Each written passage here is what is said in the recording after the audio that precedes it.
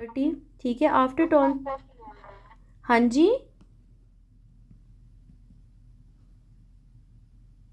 हाँ जी बताइए। असाइनमेंट्स वाला ग्रुप सबने ज्वाइन करना है, मैंने ये कहा था। ओके, अब नाउ स्टार्टिंग विद MCQ 30, ठीक है। अच्छा, after after tonsillectomy patient developed hoarseness of voice due to damage of, ये हमारे पास कौन सी नर्व है? इन्होंने वेगस नर्व की हुई है। कुछ दिन पहले हम कौन सी नर्व पढ़ रहे थे, कोई बता सकते हैं? Hoarseness of voice, hoarseness of, yes, recurrent laryngeal nerve, ठीक है। अभी इन्होंने वेगस नर्व मेंशन की हुई है और यहाँ पे रिकरेंट लेरेंजियल नर्व मेंशन नहीं है। What is the preeclampsia triggering factor? तो it is, yes, yes, excellent. Okay, the next MCQ is very important. What is the preeclampsia triggering factor? तो जी,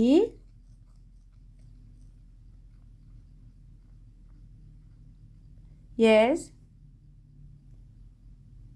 एक ही बात है जी, बिल्कुल मैं आपसे यही कह रही थी, ठीक है, जब वो मेंशन होगी, यस। ओके, नो प्रॉब्लम, ठीक है। तो एक ही बात है, ठीक है। तो अच्छा, अगला आ जाओ जी, हमारे पास है, हाँ, कि which is a preeclampsia triggering factor? तो it is a fetal endothelial dysfunction. Preeclampsia में क्या होता है? फीटल एंडोथीलियल सेल्स जो है वो डिसफंक्शन करने लग जाते हैं। Clear? A woman with a history of trauma to the head and neck head and neck having lesion on the tongue, on protrusion of the tongue, it deviates to the left side, ठीक है। What nerve is most likely involved? तो ये हमारे पास है left glosso hypoglossal, ठीक है। तो left hypoglossal इप्सीलेटरल, जिस तरफ की हमारे पास लीजन है, ठीक है, उसी तरफ जो है वो नर्व इन्वॉल्व है। जिस तरफ टंग की होती है, नर्व इन्वॉल्व होती है, तो उसी तरफ डेविएशन भी होती है, ठीक है। तो हमने टंग का वो सेम ही करना होता है, एप्सीलेटरल, ठीक है।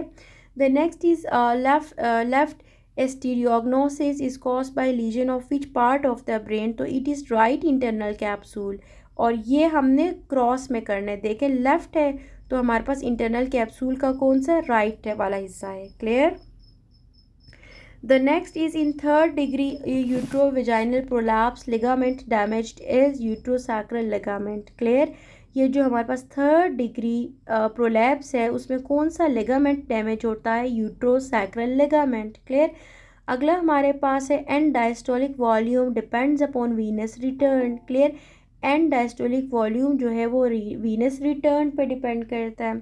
अब इसको आप ऐसे याद रखो कि pre load is determined by and diastolic volume, after load is determined by mean arterial pressure, and total peripheral resistance is determined by diastolic blood pressure. ये आपने लाजमी याद कर लेना है। Clear?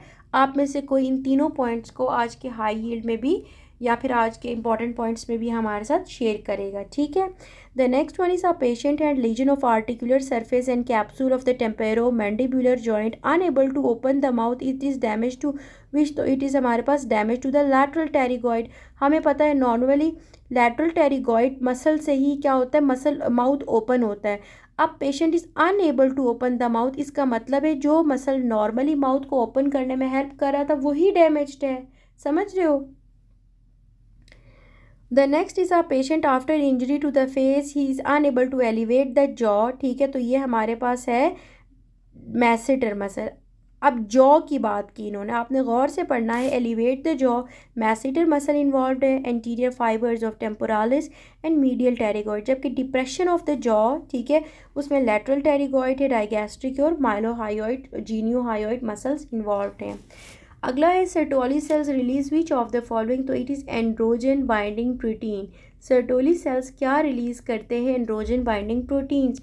Androgen is produced by Leydig cells, ठीक है, और Sertoli cells produce androgen binding proteins and inhibin. Clear? अब आप लिखो इनहिबिन, आगे एरो लगा के लिखो सर्टोली सेल्स, और एंड्रोजन्स का आगे लिखो लाइडिक sales. Clear?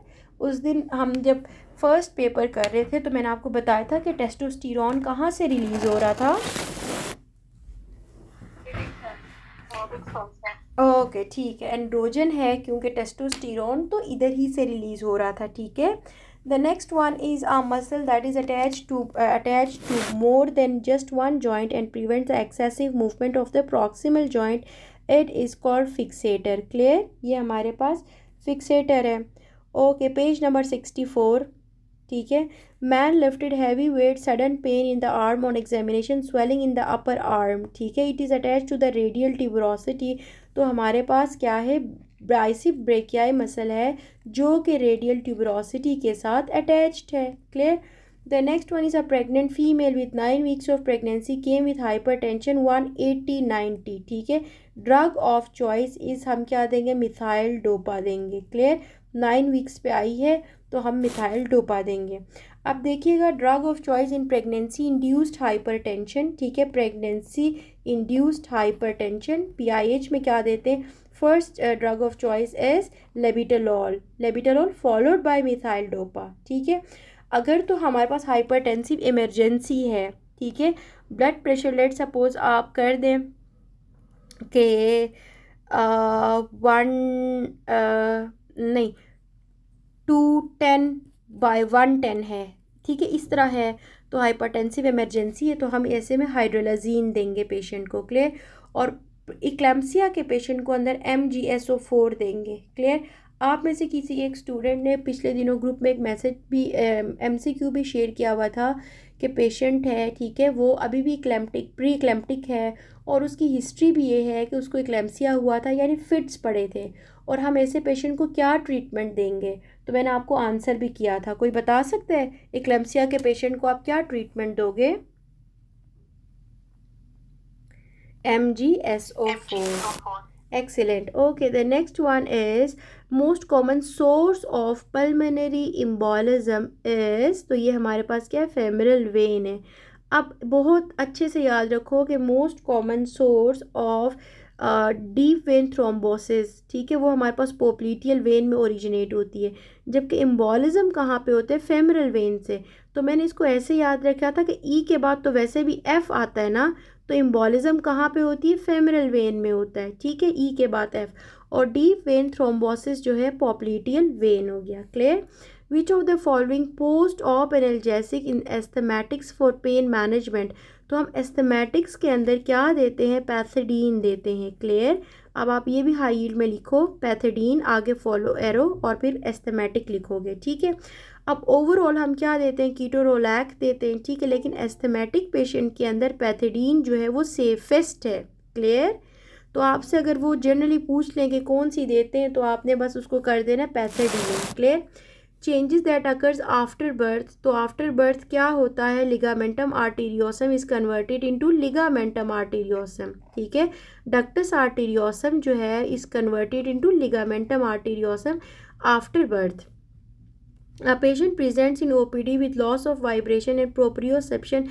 It is due to interruption of dorsal white column, ठीक है। ये जो हमारे पास लॉस ऑफ वाइब्रेशन है, प्रोप्रियोसेप्शन है, तो interruption of the dorsal white column जो है कहीं ना कहीं लीजन है जिसकी वजह से इंटरप्शन है। The next one is CA pancreas patient is admitted in the ward. His brother is not letting you tell the patient, ठीक है, that the patient has cancer because according to his brother it will kill the patient even faster. At the evening, the patient's family is going to the hospital to discuss and we will have a conference together.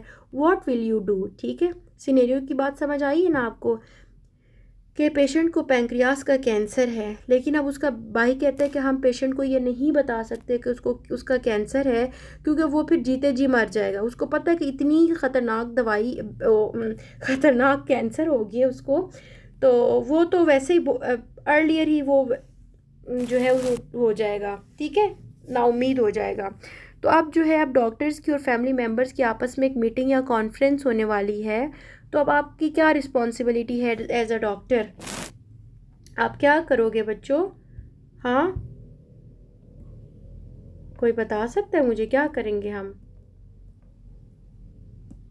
उसके भाई को समझाएंगे कि ये patient का ये policy है, क्योंकि पेशेंट का राइट है, क्योंकि हम सारी चीज क्लियर बच्चे। एक्सीलेंट, ठीक है। जितनी भी डिबिलिटेटिंग डिजीज़ है, जो भी है, ठीक है, एक अडल्ट है, ठीक है, सामने वाला, तो हमने उसको उसकी जो भी है प्रोग्नोसिस है, जो भी डिज़ीज़ का सिनेरियो है, प्रोग्रेस है, उसको डिटेल में बताना है।